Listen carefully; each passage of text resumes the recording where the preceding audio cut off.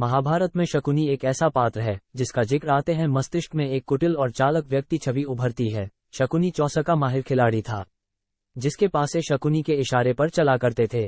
चौसा यानी लूडो की तरह खेला जाने वाला एक खेल। महाभारत में शकुनी एक ऐसा पात्र है जिसका जिक्र आते हैं मस्तिष्क में एक कुटिल और चालक व्यक्ति छवि उभरती है। शकुनी चौसा का माहिर खिलाड़ी था, जिसके पासे शकुनी के इशारे पर चला करते थे।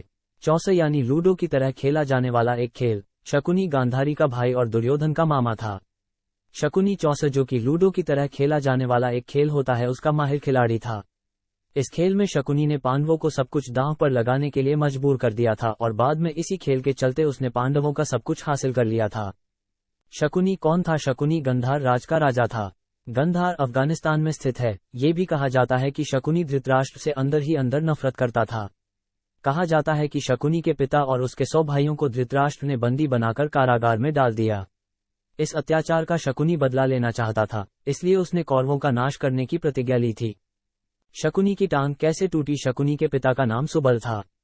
जब सुबल और उनके सभी 100 पुत्रों को कारागार में बंदी बनाकर डाल दिया गया था, तो सभी ने ये प्रण किया उन पर किए गए अत्याचार का प्रतिशोध शकुनी लेगा।